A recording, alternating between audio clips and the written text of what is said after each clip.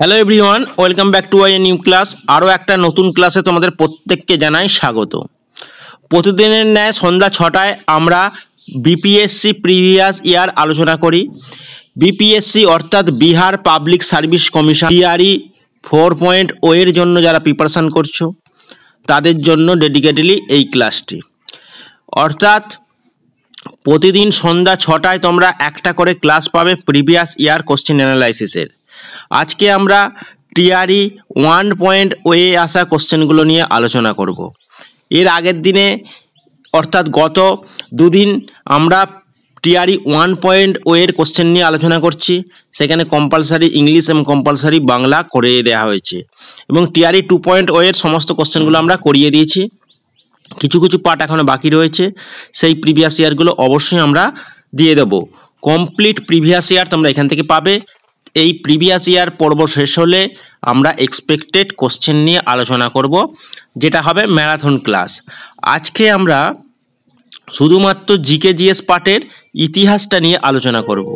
আজকে যেহেতু সোমবার, প্রতি সোমবার আমরা ইতিহাস আলোচনা করি, প্রতি মঙ্গলবার আমরা ভূগোল আলোচনা করি। এইভাবে সপ্তাহে 5টা দিন আমরা প্রিভিয়াস ইয়ার কোশ্চেন অ্যানালাইসিস করছি। এর সাথে তোমরা কম্পালসারি বাংলা ইংরাজিটাও ইনক্লুড পেয়ে যাচ্ছ। হয়তো প্রত্যেক দিন অর্থাৎ সপ্তাহে প্রত্যেক দিন রেগুলার ক্লাস দেয়া হচ্ছে না, কিছুটা সমস্যা রয়েছে, তবে আজ থেকে আমি রেগুলার ক্লাস দেবো। যারা রেগুলার ক্লাস করো তারা অবশ্যই জানো আমাদের রেগুলার ক্লাস হয়। মাঝে কয়েকটা দিন হয়তো ক্লাস অফ ছিল, এবার থেকে আবার সেই রেগুলারিটি মেনটেন হবে এবং রাত 9টার সিরিজটা আমরা আবার চালু করছি। অর্থাৎ বিপিএসসি পরীক্ষার যে মেন ফোকাস বিন্দু অর্থাৎ বিহার জিওগ্রাফি এবং বিহার হিস্ট্রি, সেইগুলোর কিছু কোশ্চেন আমরা একত্রিত করে তোমাদের সামনে উপস্থাপন করব, যেগুলো আপকামিং টিআরই 4.0 এর জন্য অত্যন্ত গুরুত্বপূর্ণ হতে চলেছে। সেখান থেকে হুবহু কমনযোগ্য প্রশ্ন থাকবে। চলো বেশি দেরি না করে আজকের প্রশ্নগুলো নিয়ে আলোচনা করা যাক। দেখো, প্রথম প্রশ্নটা বলা রয়েছে, হু among the following was associated with the news paper new India? New India সংবাদপত্রের সাথে জড়িত ব্যক্তিটির নাম কি? নিউ ইন্ডিয়া, দেখো, মহাত্মা গান্ধী, অ্যানি বেসান্ত, সুরেন্দ্রনাথ ব্যানার্জি। এবার তোমাদের এই প্রত্যেকটা ব্যক্তির দ্বারা সম্পাদিত যে সংবাদপত্র সেইগুলো তোমাদের জানতে হবে, তবেই তুমি বুঝতে পারবে নিউ ইন্ডিয়া সংবাদপত্রটি কে সম্পাদিত করতেন। তাহলে এখানে দেখো, মহাত্মা গান্ধী যদি বলি, মহাত্মা গান্ধী যে সংবাদপত্র সম্পাদিত করতেন সেটা হলো ইয়ং ইন্ডিয়া।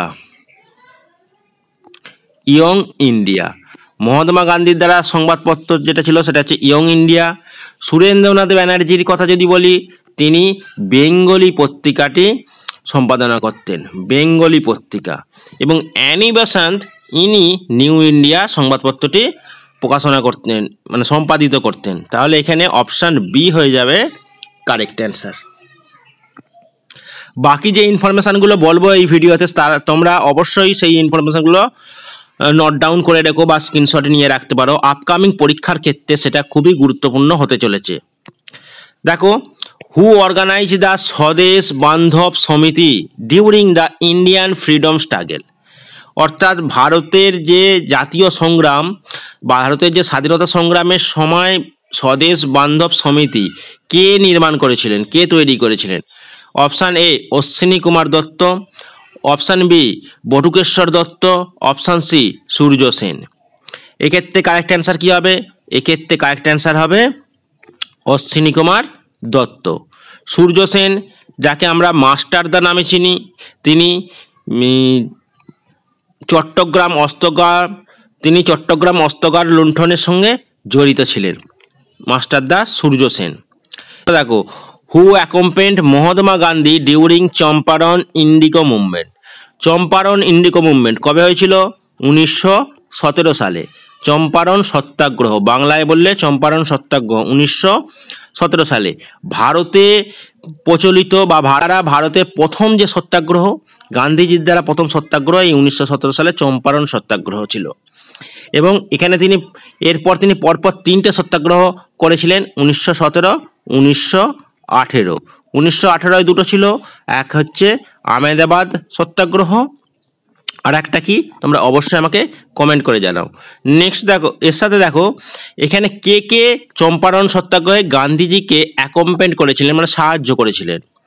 এখানে যারা যারা জড়িত ব্যক্তি যেমন রয়েছে দেখো, option A Narhari Parikh, option B Mahadev Desai, option C Abdul Bari. More than one of the above নাকি নান অফ দ্য অ্যাবভ? বলে রাখি, চম্পারণ সত্যাগ্রহে গান্ধীজিকে আহ্বান করেছিলেন জওহরলাল নেহেরু, এবং তার সাথে আরও যারা সাহায্য করেছিল সে তাদের মধ্যে উল্লেখযোগ্য হলো নারহারি পারিক, মহাদেব দেশাই, এছাড়া জেবি কৃপালিনী। এদের নামগুলো খুবই গুরুত্বপূর্ণ, তার সাথে জওহরলাল নেহেরু। এই নামগুলো তোমরা অবশ্যই নোট ডাউন করে রেখো। তাহলে এক্ষেত্রে দুটো অপশান ঠিক হচ্ছে, তাই আমাদের বেছে নিতে হবে অপশান ডি, মানে more than one of the above হয়ে যাবে কারেক্ট অ্যান্সার। তাহলে এই প্রশ্নের অ্যান্সার হলো অপশান ডি। নেক্সট দেখো,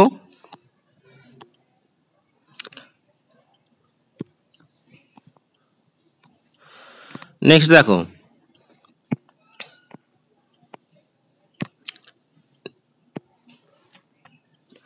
দেখো ইন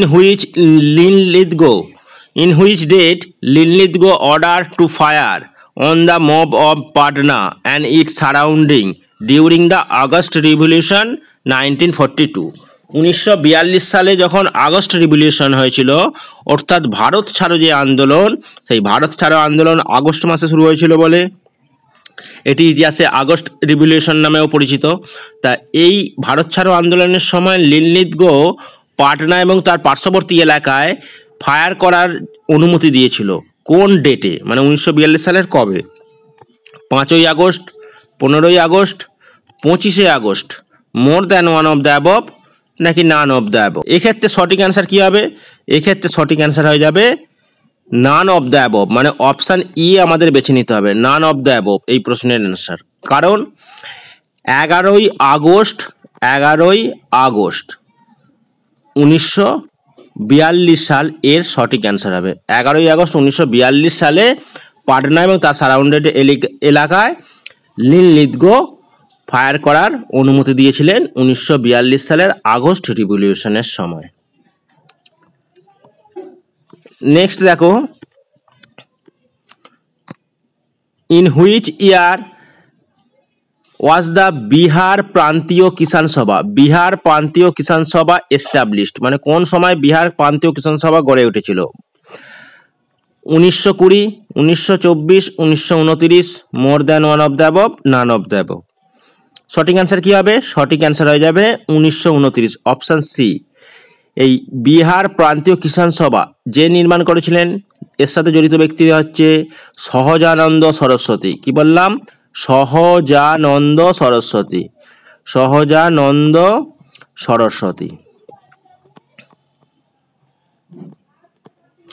সহজানন্দ সরস্বতী এর সাথে জড়িত ব্যক্তিরা ছিলেন, মানে সহজানন্দ সরস্বতী এটি এস্টাবলিশড করেছিলেন।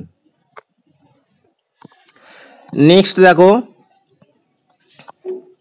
66 নম্বর প্রশ্নটা দেখো,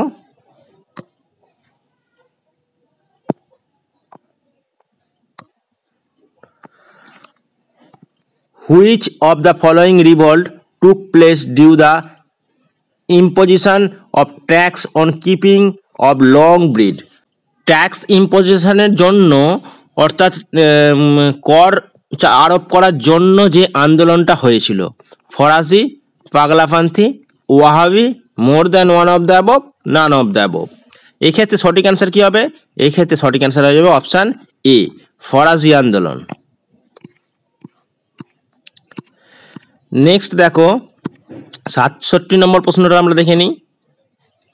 in which conspiracy case 3 Englishman were trend on the conspiracy charge?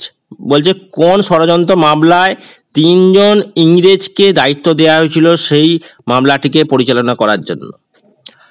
Option A দেখো, Nashik conspiracy case, Kanpur conspiracy case, Meerut conspiracy case, more than one of the above, none of the above? এক্ষেত্রে কারেক্ট অ্যান্সার হবে option C, Meerut conspiracy case, যেটা হয়েছিল 1929 সালে। আর যে ইংলিশম্যানদের এটি দায়িত্ব দেওয়া হয়েছিল তাদের মধ্যে উল্লেখযোগ্য হলেন ফিলিপ স্ট্যাট, বেঞ্জামিন ফ্রান্সিও এবং ব্রেডলি। তাহলে এই তিনজনের নাম তোমরা অবশ্যই খাতায় নোট ডাউন করে রেখো, কারণ পরবর্তী প্রশ্নে হয়তো চেঞ্জ করে এই তিনজনের নাম দিতে পারে। এটা হয়েছিল কবে? 1929 সালে। নেক্সট দেখো Poona pact. Poona pact aimed at, মানে পুনা প্যাক্টের লক্ষ্য কী ছিল? এবার বলি পুনা প্যাক্ট কবে গড়ে উঠেছিল? পুনা প্যাক্ট 1932 সালে। কার সাথে কার হয়েছিল? গান্ধীজি এবং বি.আর. আম্বেদকর এদের মধ্যে এই প্যাক্টটা হয়েছিল 1932 সালে। কি উদ্দেশ্য ছিল? Formation of federation with princely state, নাকি women representation in Indian National Congress, এবং political representation of depressed class.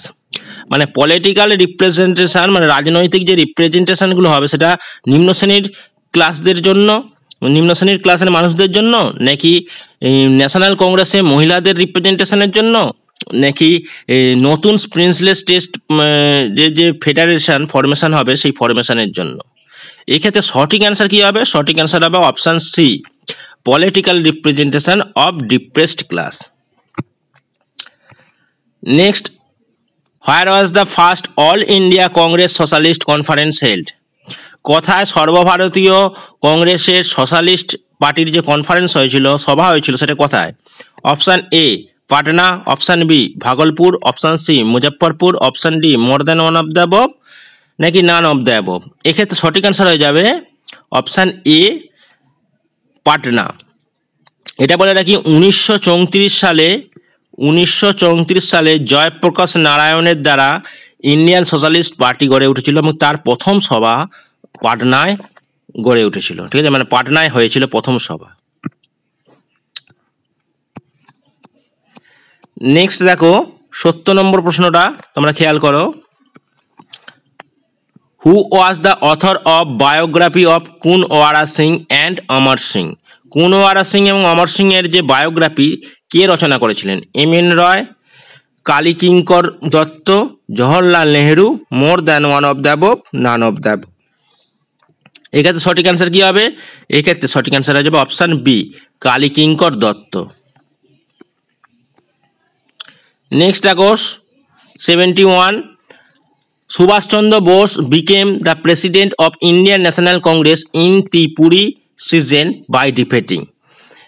Tripuri Congress কবে গড়ে উঠেছিল? ত্রিপুরি কংগ্রেসটা হয়েছিল 1939 খ্রিস্টাব্দে। তার আগের বছর যে কংগ্রেসের সভা হয়েছিল, তার আগের বছরের কংগ্রেসেরও প্রেসিডেন্ট নেতাজি সুভাষচন্দ্র বোস ছিল। আগের বছর বলতে 1938। সেটি কোথায় হয়েছিল? সেটি হয়েছিল হরিপুরা। সেটা হয়েছিল হরিপুরা কংগ্রেসের সভাপতি নেতাজি সুভাষচন্দ্র বসু ছিলেন। তার পরবর্তী অর্থাৎ 1939 খ্রিস্টাব্দে ত্রিপুরি কংগ্রেসেও সভাপতি সভাপতি নির্বাচিত হয়েছিলেন সুভাষচন্দ্র বোস।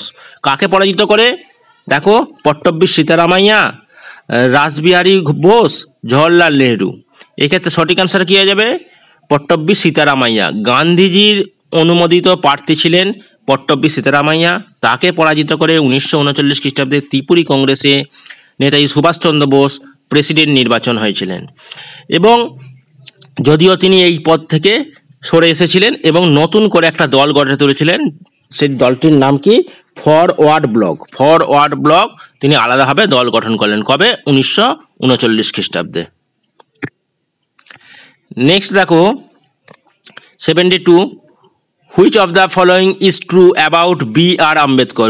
বি.আর. আম্বেদকরের সম্বন্ধে দেওয়া তথ্যগুলির মধ্যে কোনটি ঠিক? আমাদের ট্রুটা নির্ণয় করতে বলা হয়েছে। তাহলে দেখো, হি পাবলিশড মুকনায়ক।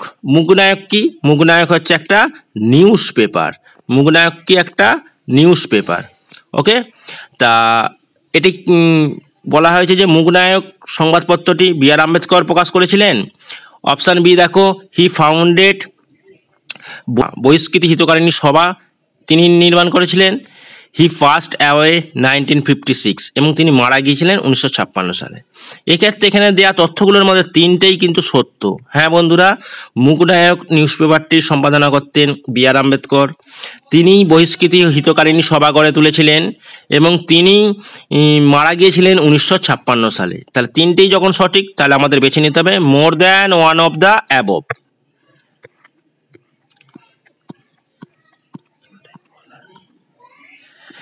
নেক্সট দেখো 73 নম্বর প্রশ্ন। এখানে এটা ম্যাচ করতে বলা হয়েছে। ম্যাচটা দেখো, নেম অফ দ্য মুভমেন্ট, বাঁ দিকে কিছু মুভমেন্টের নাম দেওয়া হয়েছে, অর্থাৎ বিদ্রোহের নাম দেওয়া হয়েছে এবং দেয়ার রিলেটেড ইম্পর্টেন্ট সেন্টার এবং তাদের এলাকাগুলো দেওয়া রয়েছে। তাহলে আমাদের ম্যাচ করতে হবে। দেখো এখানে কি বলা রয়েছে, প্রথমে দ্য মুভমেন্ট অফ ইন্ডিগো প্ল্যান্ট্রি, মানে ইন্ডিগো প্ল্যান্ট্রি, ইন্ডিগো প্ল্যান্ট্রি মানে নীল বিদ্রোহ, মানে নীল চাষের জন্য যে বিদ্রোহ সেটা কোথায় হয়েছিল। দেখো নীল চাষ করার জন্য যে বিদ্রোহ হয়েছিল, মুভমেন্ট হয়েছিল, সেটি কোথায়? সেটা অবশ্যই চম্পারণ, কারণ চম্পারণ সত্যাগ্রহে নীল চাষিদের পাশেই দাঁড়িয়েছিলেন গান্ধীজি। তাহলে এক্ষেত্রে আমরা এ সমান আমরা 2 বলতে পারি। একই রকম দেখো কটন মিল ওয়ার্কারদের যে সত্যাগ্রহ সেটা কোথায় হয়েছিল, এটা আহমেদাবাদ আমরা জানি। তাহলে আমরা সি একটা আমরা বেছে নিলাম 1। এবং movement of cut of non cooperation movement, non cooperation মুভমেন্টের কাট হয়েছিল, মানে নন কোঅপারেশন মুভমেন্টকে তুলে নেওয়া হয়েছিল কিসের কারণে? চৌরি চৌরা ঘটনার কারণে। আমরা জানি চৌরি চৌরি ঘটনা কবে হয়েছিল? 1922 সালে, এবং এর কারণেই নন কোঅপারেশন মুভমেন্টটা গান্ধীজি কাট আউট করেছিলেন। অর্থাৎ এক্ষেত্রে ডি একটা হয়ে যাবে 4, ডি একটা হয়ে যাবে 4, এবং বাকি যেটা পড়ে রইল অর্থাৎ বি, বি একটা অবশ্যই আমাদের দেখতে পাচ্ছি বি একটা 3 হয়ে যাবে। তাহলে দেখো এ সমান 2, বি সমান 3, সি সমান 1 এবং ডি সমান 4। এটা আমাদের কোথায় রয়েছে বেছে নিতে হবে। তাহলে আমাদের ABCD অনুযায়ী সাজালে আমাদের কি হচ্ছে 2 3 1 4, 2 3 1 4 কোথায় রয়েছে দেখো 2 3 1 4, 2 3 1 4 দেখো 2 3 1 4 অপশন সি এ রয়েছে। তাহলে আমাদের রাইট অ্যান্সার হবে অপশন সি। ছিল ইতিহাসের সমস্ত কোশ্চেনগুলো, যেটা টিআরই 1 পয়েন্ট ওয়ে আসা একটি সেট নিয়ে আলোচনা করলাম। বাকি সেটগুলো আমরা আলোচনা করে দেবো একে একে করে। সমস্ত প্রিভিয়াস ইয়ারগুলো, বিহার শিক্ষক নিয়োগের জন্য ইম্পর্টেন্ট ক্লাসগুলো, সমস্ত class A to Z preparation তোমরা এই চ্যানেলে পেয়ে যাবে। এবং তার সাথে আমরা ঝাড়খণ্ড টেট নিয়েও প্রিপারেশান করাবো, খুব শীঘ্রই তার ক্লাস চালু হচ্ছে। তাই চ্যানেলে নতুন হয়ে থাকলে অবশ্যই চ্যানেলটি সাবস্ক্রাইব করে রাখো এবং পাশে থাকা বেল আইকনটি প্রেস করে দিও, যাতে যখনই আমি কোনো ভিডিও আপলোড করব সবার আগে তোমার কাছে পৌঁছে যাবে। Thank you. ভিডিওটা যদি ইনফরমেটিভ মনে হয়, যদি তোমাদের উপকারে আসে, অবশ্যই তোমরা একটা লাইক করো এবং ভিডিও ক্লাসগুলো কেমন লাগছে অবশ্যই তোমরা কমেন্টে জানাও। আর কোন ধরনের ক্লাস তোমরা চাইছো সেটাও জানাতে ভুলো না। থ্যাংক ইউ, দেখা হচ্ছে নেক্সট ক্লাসে।